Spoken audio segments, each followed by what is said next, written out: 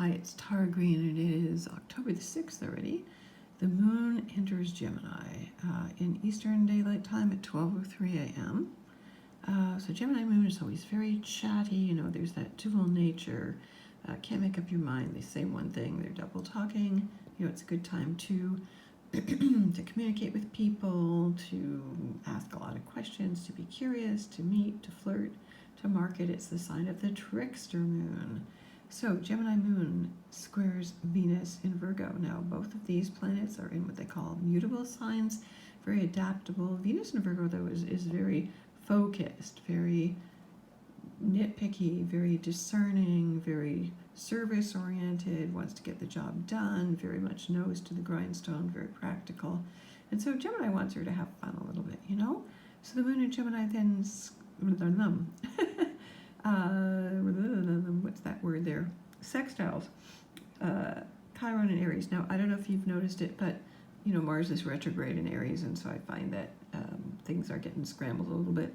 So, Chiron and Aries, well, you can talk about your wounds, you can make a joke about your wounds, you can pretend it's about somebody else, my friend has a problem, that kind of thing.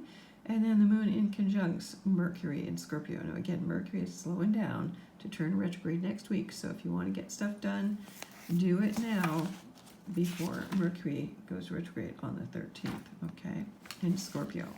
Okay, now, so that's a pretty light day. Things are going to get a little more intense. Let's give you a little preview of tomorrow. When speaking of Mercury, Mercury and Scorpio will oppose Uranus and Taurus, so they're around 9-10 degrees at the moment. Yeah, so okay, Mercury and Scorpio's got good X-ray vision. You can see right down to the bottom of things, so no details, can escape you.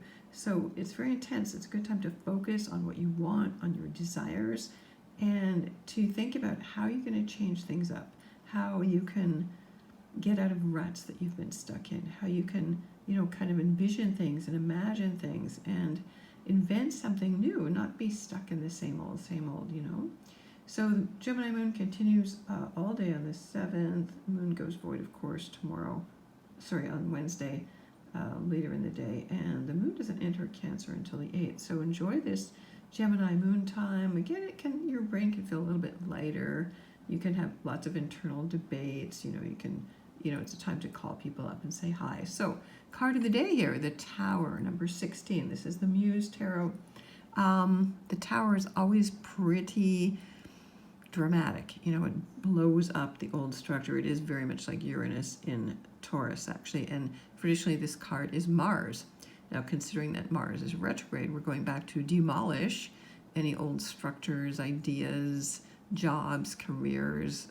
It's 2020, so most of the old structures are going down.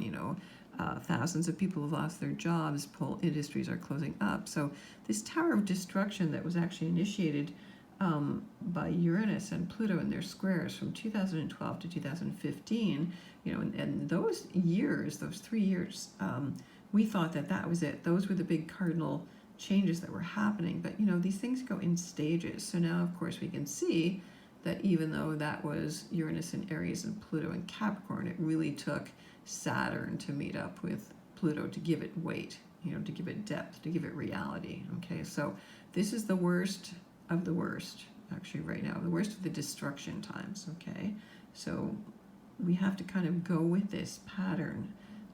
The problem is it's all about power and control as well. So who's got the power? It's also a wake-up time. The card of the Tower is about waking up to seeing what's really going on. That might be a shocking revelation. My father used to have this saying, it's about a good hit in the head, or good to be like struck by lightning, in a metaphorical way. So this is kind of like this being struck by lightning to wake up. The thing is, there's so many different woke scenarios these days. It's about how do we find out, which tower is the real one that has to be destroyed, and more than one as well. So if you want to get in touch with me, I'm at tarot.com. Please sign up and follow me here on YouTube. I'm on Instagram, I'm on Twitter. If you want to get a reading with me, again, tarot.com.